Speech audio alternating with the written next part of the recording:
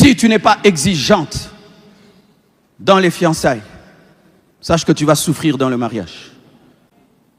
Quelqu'un qui ne donne pas la valeur à une voiture qui est en sachet, 0,0, va-t-il respecter une voiture qui a un problème d'amortisseur?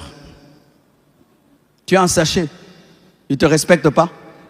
Quand tu auras un problème de prise d'air, il va te respecter. Tu as une voiture 0,0, il ne te respecte pas. Quand tu auras un problème de carrosserie, il va te respecter. Tu es toute jeune, il ne te respecte pas.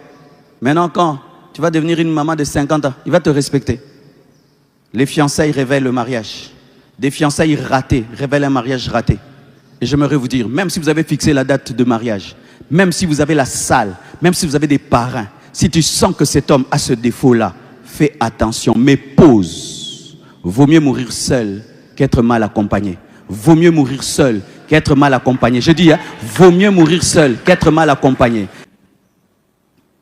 Chère sœur, vous qui êtes fiancés, lorsque tu es fiancé à un homme qui reconnaît difficilement ses erreurs, ne l'épouse pas. Mes filles, n'épousez pas de tels hommes.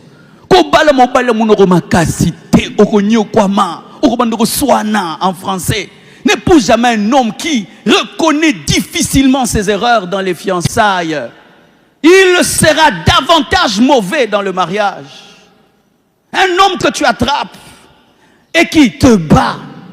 Tu le téléphones, tu es où? Il te dit qu'il a ma tété. Alors que tu le vois limité. Hey.